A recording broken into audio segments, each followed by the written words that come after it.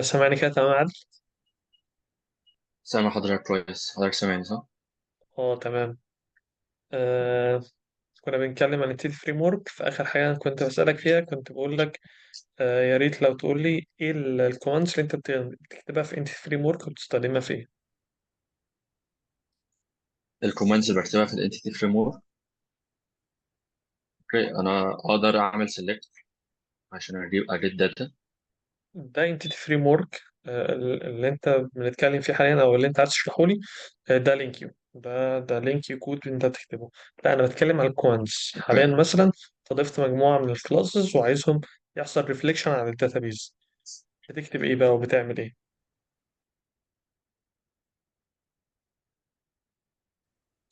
ماشي. كلاس كونتكست كده. سامعني صح؟ اه تمام. اوكي، انا بعمل كونتكست. بعمل في الاول اون كونفيجريشن يعني عشان اقدر الينك الفايل بتاعي ده بالداتا بتاعتي واكتب السترينج بتاعي بتاع الداتابيز. وبعد كده ببدا اعمل بقى دي بي سيتس عشان احول الكلاسز بتاعتي دي لتيبلز. واقدر بقى ابدا اديهم بقى مش عارف بيسموهم ايه، اللي هو اللي هي موديل بيلدر دوت انتيتي. ببدا بقى اديهم ان هو يبقوا فورين كي، لا ده يبقى برايمري كي، لا ده انا عايزه ده يبقى السترينج بتاعه يوصل ل 20 وهكذا. حلو. انا فاهمك انت بتشرح لي ازاي استخدم الانتي فريم ورك. حاليا انا عملت الدي بي بتاعتي خلاص. حطيت الكونفيجريشن بتاعتي خلصت. عايز اد مايجريشن. باد مايجريشن ازاي؟ اوكي، في طريقه الاحسن ان انا بيكون في زي باكج سكريبت بنزلها، بقدر اتعامل معاها ان انا اد مايجريشن وابديت الداتابيز واتعامل يعني اسرع واحسن يعني. مم، وانا كده كده في 3 4 باكج بحملهم اول ما باجي اتعامل مع الانتي فريم ورك. تمام. ايه الكوماند بقى اللي انا بكتبه عشان اد مايجريشن؟ اوكي، في الباكج في الكونسول تحت في الباكج كونسول بدوس اللي هو اد مايجريشن واكتب اسم المايجريشن بتاعتي.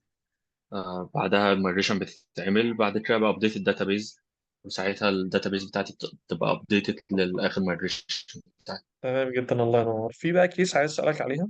حاليا انا ضفت مايجريشن وعملت ابديت للداتابيز. كنت ضفت كولوم معين، ضفت بروبرتي معينة عشان اكريت كولوم معين.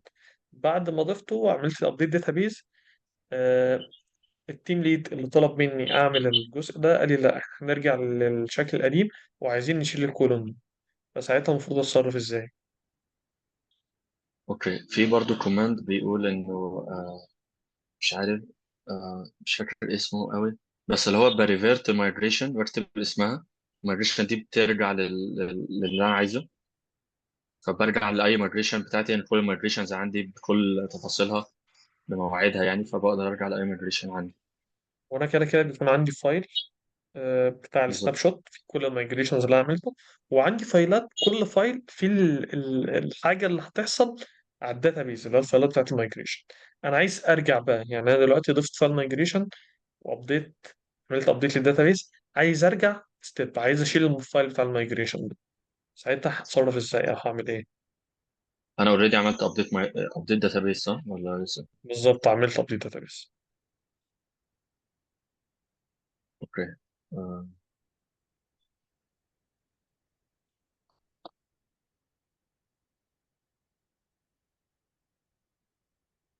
مش عارف الطريقه يعني اللي انا كنت بقوله ده. لو انا كنت لسه ما عملتش ابديت داتابيز كنت اقدر امسح المايجريشن بتاعتي بكل سهوله. آه،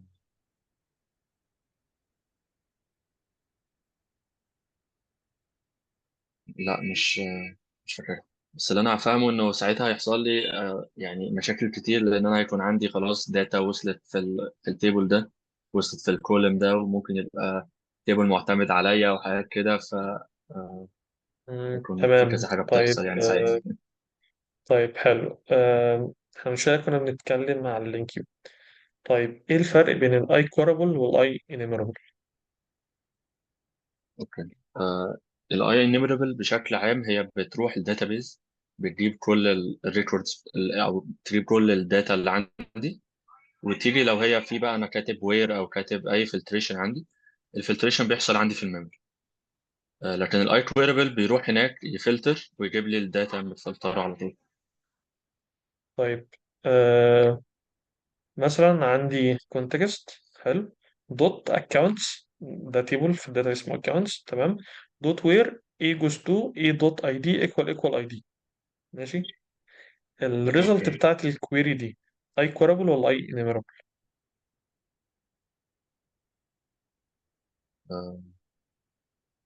هو اوريدي الاي كويربل هو، يعني الاي انيومربل هو البيرنت بتاعها.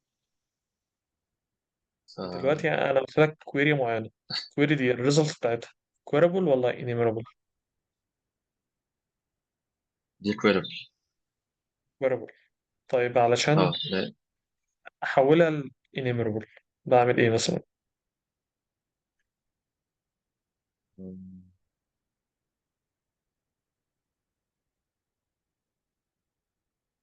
مم، لا ما دخلتش فيها دي. مش فاكر، تمام يعني مفيش مشكله. لا. طيب اشتغلت ادو قبل كده؟ ام بي سي. لا لا، ادو. لا لا، اشتغلت تمام اي تمام. اس بي. تمام طيب الاي اس بي دوت نت، ايه الفرق بين الاي اس بي دوت نت والاي اس بي دوت نت كور؟ الكور يعني الكور هي النسخة الجديدة بتاعته، او هو الابديت الجديد اللي هو الاجدد دلوقتي. حلو، ايه بقى الاختلافات اللي عملوها في الكور؟ آه لا دي حاجة مش، ما ركزتش فيها قوي، بس في الاغلب اللي انا بستعمله حاليا هو الكور، هو الجديد. طيب ده اللي ما تعرفش درسناه اي وده حاجه اللي بس. مختلفه عن الكور عن الاي اس بي العاديه، اي اختلاف بينهم وبين بعض؟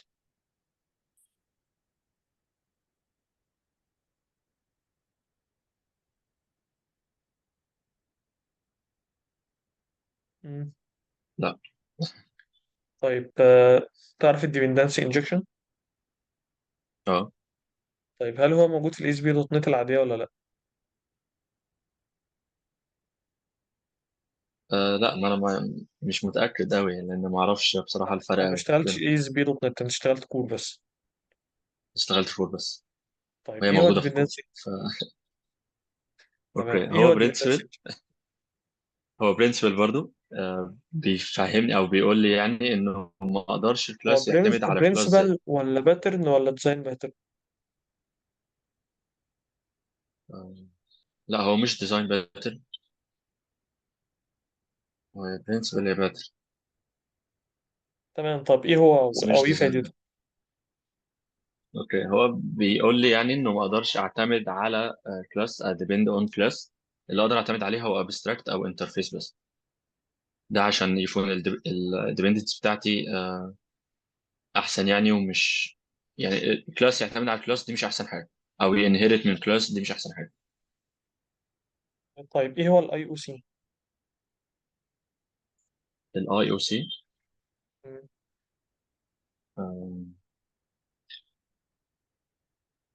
inversion of لا. control، يعني ايه او ايه اوكي. لازمته في ال dependency injection؟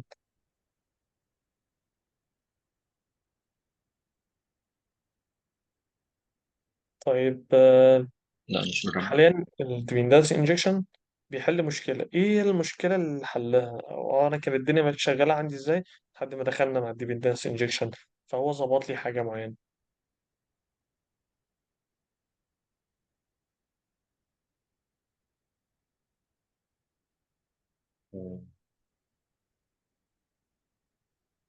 مم.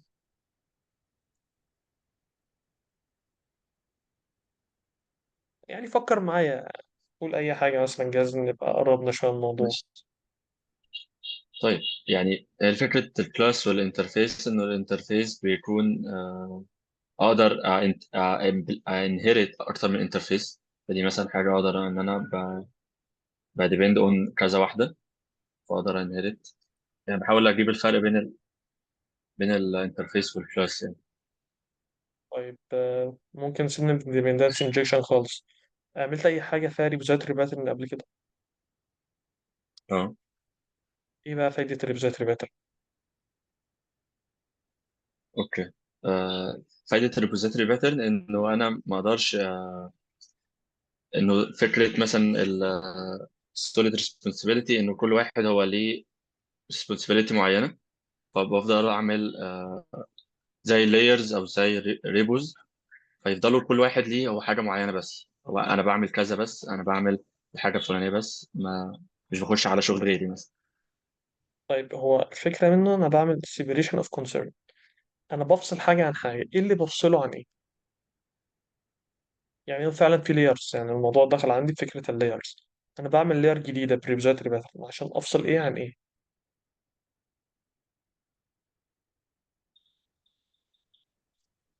حضرتك سامعني صح؟ سامعك، بقول لك أنا بستخدم الريبوزيتوري باترن عشان أعمل separation of concern، عايز أفصل حاجة عن حاجة. بفصل إيه عن إيه؟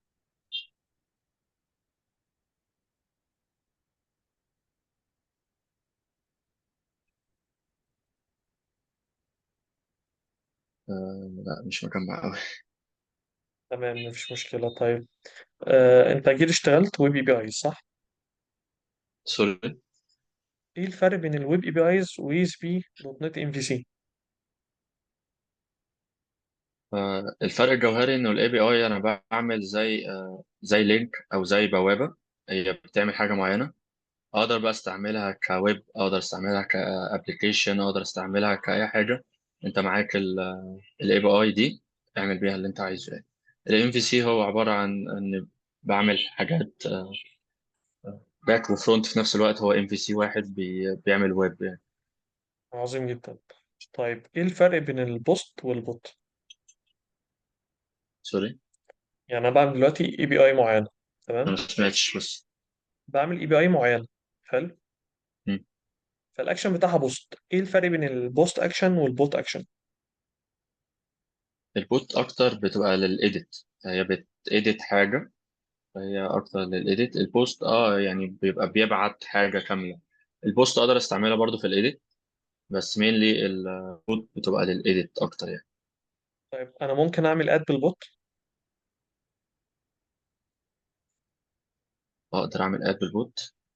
ما جربتش، بس الاكتر اللي انا فهمته لما قريت عن البوت ان هي للايديت. طب انا لو عملت اد بالبوت، يبقى ايه الفرق بين البوست والبوت؟ طالما انا ممكن اعمل بوت بالبوست، ممكن اعمل بوست بالبوت، يبقى كده في فرق بينهم ولا لا؟ ولو في فرق بينهم ليه عندي بوست وبوت؟ او لو ما فيش فرق بينهم ليه عندي بوست وبوت؟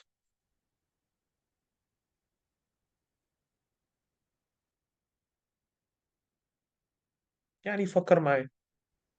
آه، ممكن احاول افكر فيه. اه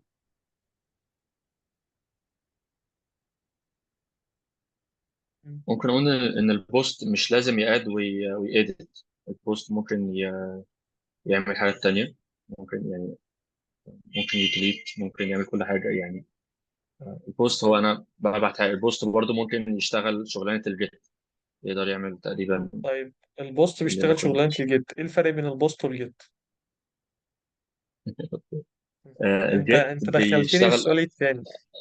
آه، الجيت اكتر بيشتغل في اليو ار ال. فتقريبا الجيت برضو ممكن يعمل حته البوست، ان هو يبوست حاجه، بس بيبقى زي الداتا موجوده في اليو ار ال فوق. دي مش مور سكيورد يعني. البوست لا، طيب مش بيبعت اي حاجه في اليو ار ال عنده. امال بيبعت الحاجة فين؟ بيبقى في بادي كده، مش في اليو ار حلو. ال يعني، بادي كده طيب بيتبعت على طول طيب ايه الثلاث طرق اللي انا ممكن ابعت بيهم داتا؟ بمعنى السؤال مش. يعني انت قلت من شوية انا ممكن ابعت داتا في اليو ار ال، ده اسمه انا ببعت داتا في ايه؟ في نفس الوقت انت قلت ممكن ابعت داتا في بودي، ممكن ابعت داتا في حاجة تالتة، ايه هي؟ وايه الفرق بينهم التلاتة؟ الحاجه الثالثه هو يو ار ال والبادي.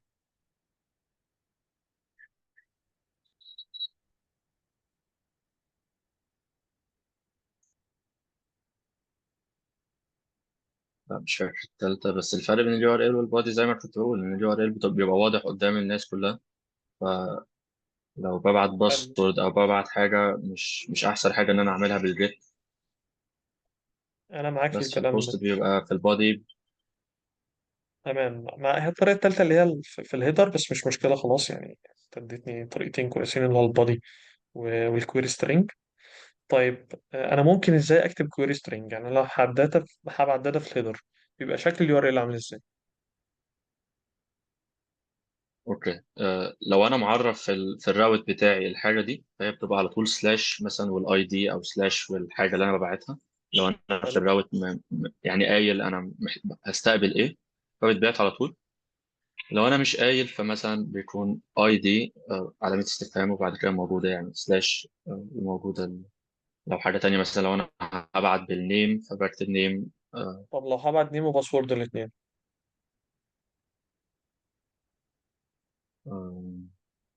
هبعت نيم وباسورد واتش، احطهم ازاي في الهيدر؟ في الهيدر اتوقع هيكون بينهم سيمي كولون. سيمي كولوم، سيمي كولوم ولا اند ولا سلاش؟ الاند واقعيه اكتر. تمام، الاند هي واقعي مش اكتر. سلاش. مم. تمام. طيب خلينا نروح شوية أكتر للدوت نت. تمام. اتكلمنا عن ريبوزيتوري صح؟ ريبوزيتوري تمام. بكاريت انترفيس، وبعد كاريت بعد كده خلاص بيعمل امبلمنت الانترفيس. بعد كده بروح أعمل ريجستريشن للسيرفيس دي صح؟ تمام. فأنا عندي ثلاث طرق بعمل بيهم ريجستريشن. إيه الثلاث طرق وإيه الفرق بينهم؟ 3 طرق بعمل بيها ريجستريشن.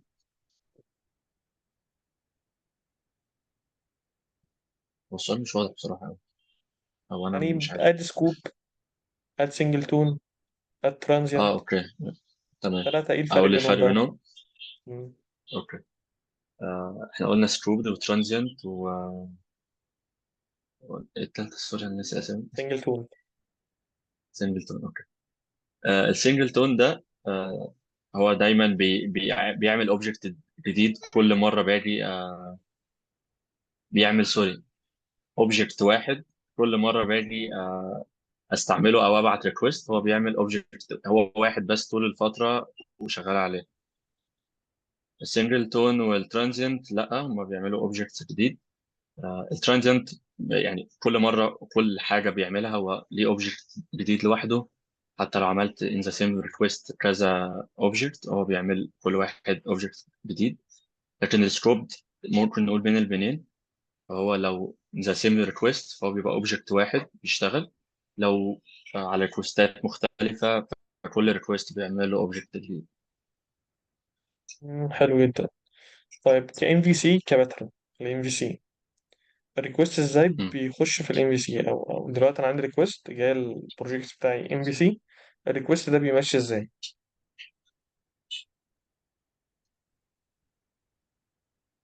آه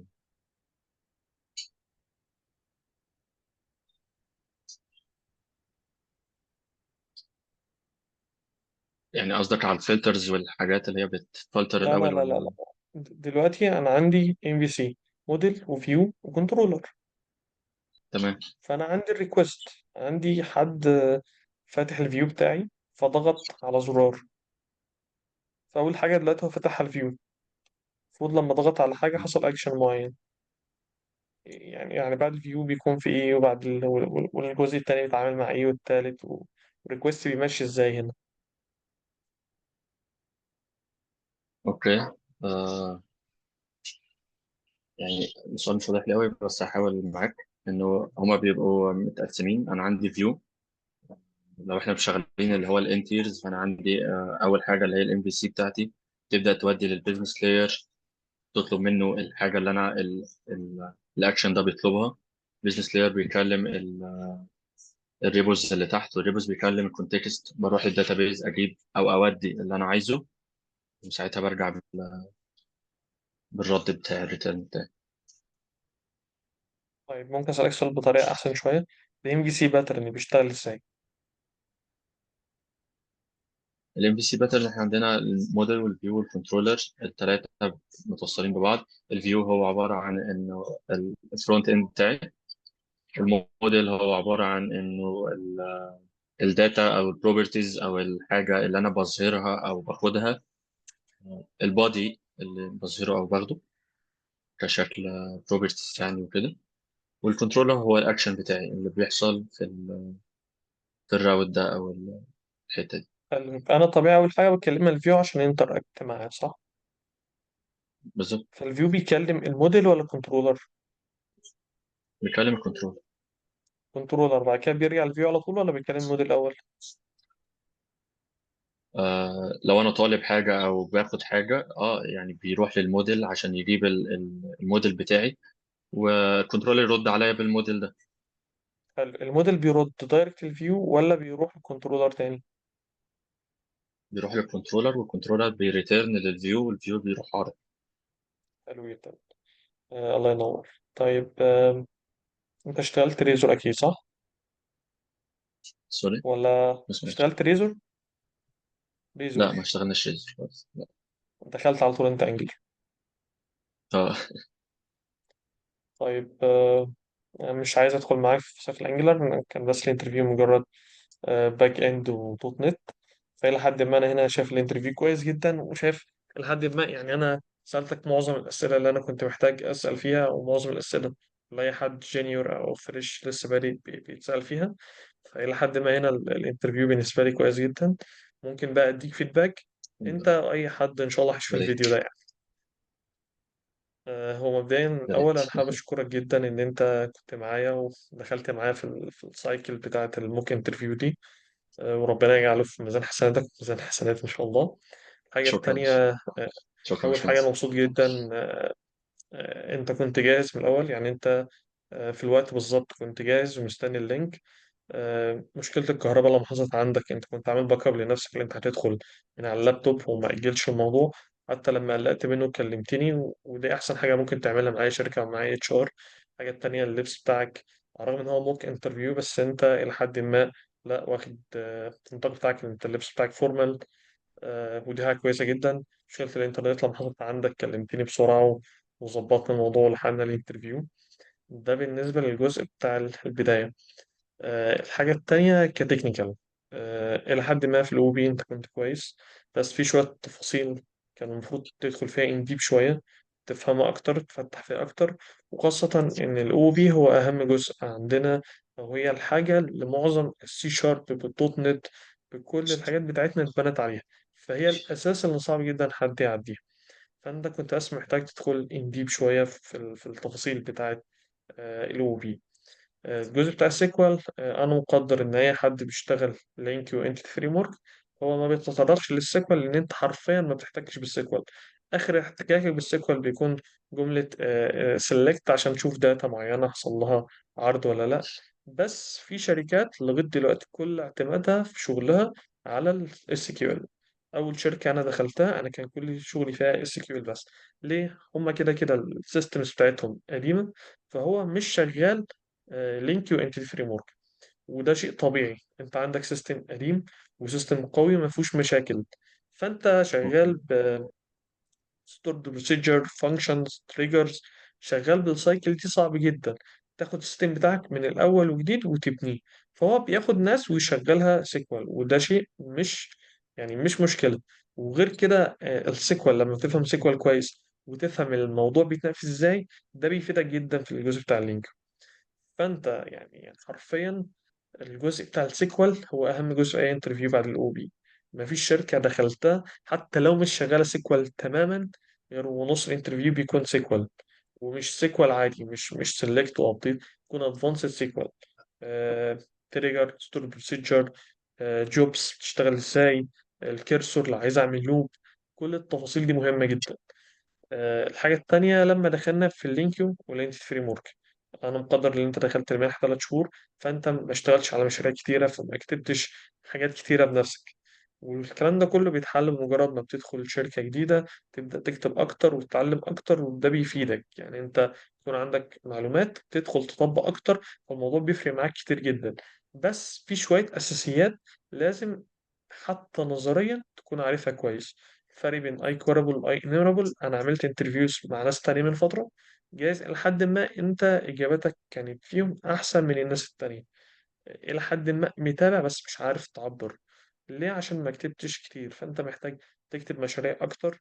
في نفس الوقت مم. تبص على ناس مطبقة حاجات لينكي وانتيتي فريم ورك، وتشوفها شكلها عامل ازاي، وأنهي أحسن في البرفورمانس.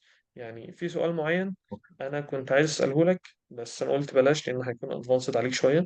ممكن في آخر الفيدباك أتكلم أنا وأنت فيه مع بعض، وأقول لك إجابتي أنا لو اتسألت السؤال ده هجاوبه ازاي.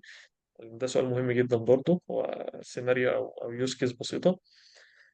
بالنسبة للجزء بتاع الدوت نت، لا انت مذاكر دوت نت كويس، باين اللي انت اشتغلت اي بي ايز. بس كان ينقصك حتة، آه، ان انت دلوقتي عندك اي اس بي دوت نت وعندك اي اس بي دوت نت كور. الدوت نت كور هو الابديت فعلا بتاع الاي اس بي دوت نت، بس في نفس الوقت الاتنين قريبين جدا من بعض، وفي نفس الوقت الفروقات بينهم مهمة جدا، والسؤال ده مهم جدا.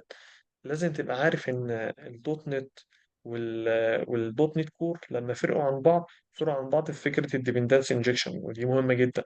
انا ممكن اطبق الديبندنس انجكشن بنفسي في الام في سي العادي، بس ده هيتعبني اللي انا بطبق الحاجه من الاول. انما في الكور هو قدم لك كل حاجه، كل اللي انت بتعمله اللي انت بتكريت الكلاس والانترفيس وتعمل الريجستريشن بتاع السيرفيس. لازم تبقى عارف ان انا طلعت عندي في فكره الدوت نت كور، طلع عندي فكره البايب لاينز. بقيت عارف احط البايب لاينز بتاعتي بحيث ان الريكوست يدخل عليها، وده زاد جدا البرفورمانس في الدوت نت كور. ده حاجه كويسه جدا الدوت نت كور عملتها. في نفس الوقت فكره آه، الريبوزيتوري باترن، لما جينا نتكلم عن الريبوزيتوري باترن، انت فاهم يعني ايه الريبوزيتوري باترن؟ بتستخدمه ازاي؟ مش عارف تعبر، مش عارف تقول ان هي لاير عشان افصل بين الداتا اكسس لاير والبيزنس لاير. هو ده الفايده الاساسيه، دي الكلمه الانترفيور مستنيها منك. تمام. اوكي. ده بالنسبه للحاجات اللي احنا اتكلمنا فيها، وحرفيا انا مبسوط بيك وبمستواك. بس انت محتاج تشتغل على نفسك شويه، تجهز نفسك اكتر شويه للانترفيو، وان شاء الله الفتره الجايه هتكون احسن كتير.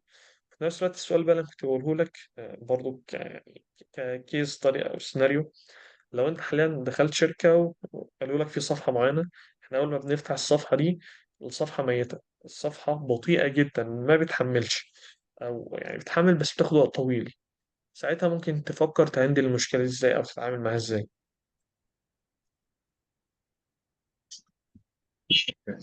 فعلا السؤال ده شوية. اه يعني انت ادول لك صفحة ويقول لك الصفحة دي عندنا فيها مشاكل، تفتح الصفحة لقيتها بطيئة جدا، ممكن تفكر تتعامل ازاي بقى؟ هتبص للباك اند بتاعها، ولا هتبص للفرونت، ولا هتعمل ايه بالظبط؟ هتتصرف ازاي؟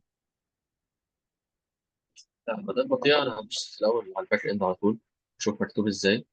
أحاول لو في حاجات بديلة ليها أسرع، أحاول أريسيرش ساعتها لو في حاجة أسرع. فهي ما دام بطيئة فأنا أول حاجة أبص عليها الباك إند. بس طيب هو برضه على هو كلام حلو بس في مشكلة. انت دخلت تحل على طول، انت ما عرفتش ايه سبب المشكلة. يعني احنا دلوقتي مش عارفين سبب المشكلة دي باك ولا فرونت. انا بالنسبة لي اول حاجة هعملها هفتح الانسبكت واشوف الصفحة دي بتنادي على كام اند بوينت في الباك اند. ثلاثة، أربعة؟ مين فيهم بيحصل له داونلود؟ لو مين فيهم الريكوست بيوصل الأول بيوصل في وقت قد إيه؟ لو عندي اند بوينت معينة هي دي اللي بتأخر اللود بتاع الصفحة، ممكن افصلها من الفرونت. خلاص انا هكرت الفرونت بتاعي، الداتا التانية تتعرض، والداتا اللي بتاخد وقت تتعرض بعدها. ده لو فعلا انا بجيب كمية داتا كبيرة، او مفيش مشكلة في الكتابة بتاعت اللينك يو، او في الكتابة بتاعت الاند بوينت دي. بعد كده ادخل اشوف الاند بوينت دي. طيب حاليا الاند بوينت البرفورمانس بتاعها وحش، في نفس الوقت هي جايبة داتا. ليه بقى؟ ساعتها بقى نبدأ نشوف الموضوع نقطة نقطة. هل أنا دلوقتي مثلا بانكلود تيبلز مش محتاجها؟ لو بعمل كده خلاص هشيل الحاجات دي من الانكلود، ده هيسرع معايا البرفورمانس بتاعي. في نفس الوقت كمية الداتا اللي أنا بجيبها كتيرة ما بتتعرضش. يعني مثلا دلوقتي أنا بجيب 600 ريكورد، وهو في الفرونت بيعمل باجينيشن بيعرض 10 ب 10. طب ليه أنا أعمل كده؟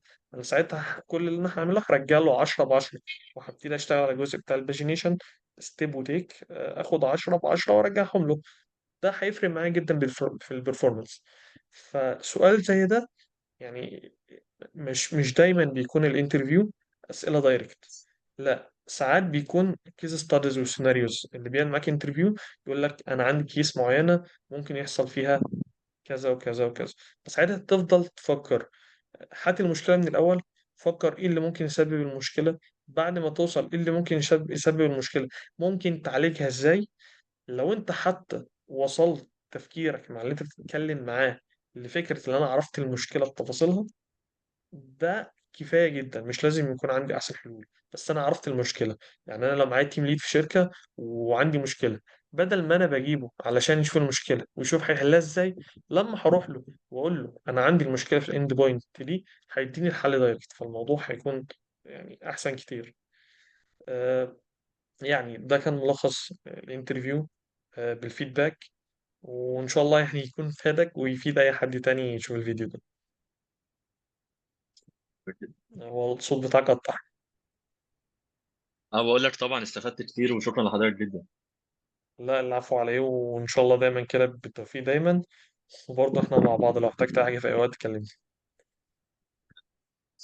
حبيبي، فرصة سعيدة جدا يا عبد. انا السلام اسف. عليكم.